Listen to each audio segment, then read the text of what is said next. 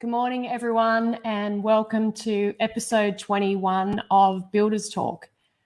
Last week, I spoke to you about businesses that may be in the secure phase of business, and I guess what you would most likely be experiencing and what type of processes or systems would be needed within this phase that would help a business to push through to the next growth phase in their business. You come into the secure phase once you've graduated from the growth phase, and you've usually hit your peak of growth that your current business structure can handle. You've more than likely employed additional on-site help, such as a site supervisor, and you have started to realize what you've been doing is not necessarily working for your business, and you need to secure your business to ensure it continues. I finished off last week talking about capturing the right client for you and your business. And in the secure phase, you've built up your business from the growth phase, and now you're wanting to nail it down and secure it. You want to go from that crazy out of control growth to making your business more secure and under control. Within the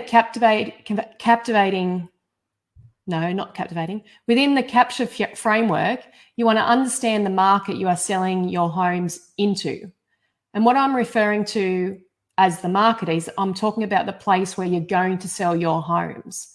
So an analogy, I was trying to think of an analogy to explain what I'm talking about here, but it would be like when you go to a shopping mall, say Westfield, and you notice that on the lower level usually is like the lower value shops, which might be more the bulk buying type of things, like your supermarket, your Coles, your Woolies. There might be the discount type stores and usually the food outlets. And then the next level you go up in the Westfield, you might find your major chain type outlets such as General Pants, Cotton On, Ali, surf shops, and along with probably the larger department stores such as Myers and David Jones. But on the top level, you'll usually find the more boutique style shops such as maybe Camilla, Sass & Bide. Depending on the Westfields that you're at, might have like Gucci and more the real sort of more upper market boutique type shops. So depending on your business model, you would then decide on which market or marketplace you would ideally be located in to capture the right type of clientele. So, if you're wanting to be capturing maybe just the first home buyers, you might be on that lower level or the level with the with project homes, so it would be like the Just Jeans and the Cotton On type stores.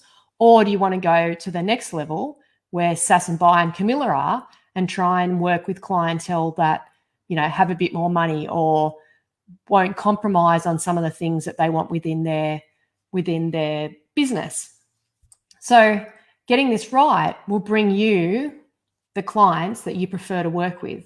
So it's like finding a cluster of diamonds. You want to put your business in a place where you'll be able to find that cluster of diamonds to be able to work with for your business. So one of the best methods of capturing the attention of your ideal client is by using what I call the client expose angle. We all talk about reviews or testimonials, but we also know that these can be fake. And how many people actually now believe what may be written on your website. We're all told to put up, testimonials from clients or get reviews on Google or Facebook but most people now are like, oh, that could be their friend, or it's like a resume, everyone could be putting their friends on there, and you ring up and you talk to their friend and they give you a good review. It's not necessarily, people aren't really taking those as face value anymore. So you need to capture your client's angle and make an expose to highlight your homes. So using this method will capture clients, it captures your clients highlighting their homes and the ways and the whys as to why they worked with you. So this is the best form of marketing you can use. It isn't you talking about how good you think your homes are. It's using your clients to talk about how good your homes are, and using the client's words and using the client's emotion and taking, they might be going through their home and they're proud of what you've built, and they're showing people. People believe that more than they'll believe a review or a testimonial in writing on your website. So another framework within the secure phase of business growth is the captivating framework. This framework builds on from the capturing framework. So once you use your client expose angle and you're attracting potential clients to your business, you need ways to keep their attention focused on you. You've probably found that in the growth stage, you took on any work you could get your hands on. You accepted any client that had money to give you, basically. You now have started to understand, and I've spoken about it before, that not all clients are made equal. And you probably have started to realize you don't need to accept any person with money in their pocket and are no longer willing to accept that. And you want to start to qualify your clients more. You want to know more about the client you're going to work with. A method which I call Operation Intel is, I guess I show you how to gather the intel to help paint a picture of the client and what they are wanting, their needs, and then the all important one is how much do they want to spend. I've told a story previously about the client that told me they had a budget of $450,000. So I designed a home to fit within that budget. When she came in to look at the plans we'd drawn up for her, she disclosed that she had plans drawn by a draftsperson, and could she bring those plans in for me to have a look at quoting, as she said that she thinks she prefers that design over our one. So she came in, and immediately I could see that the house plan basically took up nearly the whole A3 piece of paper. So I immediately went straight to the details on what size that house was, and it was around 600 square meters. And I said to her, well, this home's going to be more like 750 plus to $1 million, depending on what you want to put in it. And she said, yes, but I like this one. And I said, but you said you had $450,000. And she said, yeah, I did, but I like this one. And I said to her, but can you afford it? And she said, yes, I can. So I thought, well, why didn't she give me a budget of $750 to $1 million as opposed to $450,000? And I guess I would never know. She maybe only wanted initially to spend $450,000, but when she had this other plan and it had everything she wanted and it was all the sizes she wanted, maybe she decided that she wanted to spend more money on that. And we did get contracted to build that bigger home for her, but unfortunately that client lost a battle with cancer and we never got to build her dream home for her. But asking the right types of questions and being able to get the right answers will help you refine who you work with and the types of projects you'll work on. You want to make sure that once you do get the attention of your prospective clients, you can keep them mesmerized. And one way to keep them fixated on you and your business is by having a formula to command their attention. You want to remove your prospective clients out of the buying cycle. So the buying cycle I'm referring to, they've done their research on their websites and found maybe 3 or 4 builders they want to talk to. They go around and talk to builders. They go through display homes. That's all part of the buying cycle. And you want to be able to remove them out of that buying circle so you have a higher chance of converting that prospective client into a client. So you want to remove them out of that cycle and you want to have them fixated on working with you. So what is the best way to do this? So creating a process to captivate them and show them that you are the only builder for them. Larissa says, clients sometimes have hidden agendas. Those are the most difficult clients. Yes, they are sometimes. And you've got to use, like I said, the Operation Intel to try and gather the intel from them in a way that they don't know that you're gathering that intel, so that you have more of a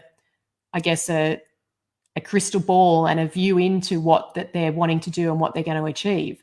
So the prevailing wisdom is, once you have captured their email address, is to educate clients by sending them emails with informative information. So this is, what a lot of the marketing experts say is, capture their email, send them educational information via email. And yes, this is a good way, but these days their inboxes are full of so much junk mail, they probably never get to read your informative emails. So you need to have a different way to cut through the noise to keep grabbing their attention and basically shaking them to say, I am the right builder for you. And obviously only if you think they're the right client for you.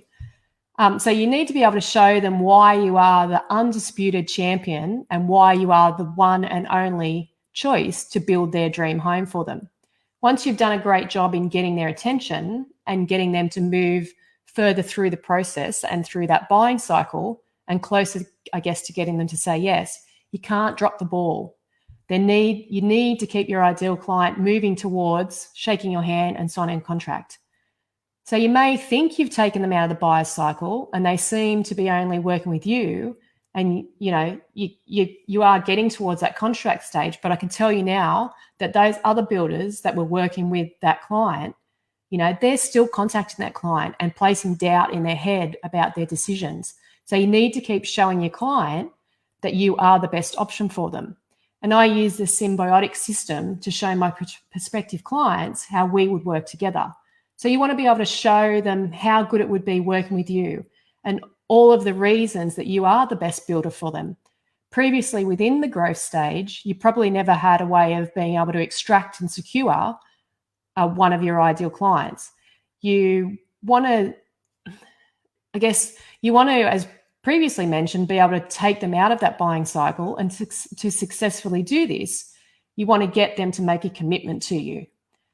You want to get them used to saying yes or signing documents so that psychologically they feel like they are making progress towards their dream with you. And to do this, you need to be able to get the picture, or they need to get the picture of what it would be like to work with you and visually be able to see themselves in their home that you can build for them. So Larissa says, I use my high sense perceptive gathering information if they're flexible enough to open their mind. I've had one example where I turned the client to another healer she was unwilling. Yeah, so it's Larissa saying she had a client that didn't fit her ideal client, so she passed that on to someone else. So that's sometimes what a lot of people do is, if a certain client doesn't fit for you and you know that there's another builder that would work for them, you might refer them on to them, and then that client may come back to you in the future. I was talking to one yesterday during this whole craziness in the world that's happening in the building industry. I wasn't able to get back to that client and say, yes, we can build for them, or no, we can't. I spoke to them yesterday. He said he'd moved on with another builder. I asked them who they're building with and, asked them if they're happy with everything. And, I said to him, next time maybe it might work out. And he knew the situation at the time. My son had been sick. So I said, yeah, no, look, it's all good. It'll all work out in the future. And we left with a happy conversation. He was glad I'd contacted him and explained the situation. And, maybe next time he might come back and work with if he builds another house. So you need to, like I was saying, the client needs to be able to visually see themselves in the house that you're building for them. So learning different sales methods that will give you a big payoff, and you'll be able to convince your ideal client to work with you. So to recap on what was covered in today's episode, I walked you through some more of the frameworks you would work through to lead your ideal client to saying yes to working with you. You need to start focusing on the market you will be selling into so that you can pick up that right ideal client. You need to be able to use the client expose angle to highlight your previous clients' homes and their experiences with working with you. And we covered how you need to qualify who you work with, which will help save you time and money. So keeping your prospective client fixated on you and showing them how it would feel to work with you and the need to extract and secure them out of that buyer's cycle. So all of my programs are as custom as the homes you build. And this phase of my program, the secure phase, takes you from basically the growth stage of building your business up, and now you're nailing that business down. So everyone wants to be a part of a program that gives them a transformation, and I want to be able to help you transform your business. And you won't benefit as much if you walk into a program that does not have, any consideration for where you are in your business. So until next week, keep powering your business.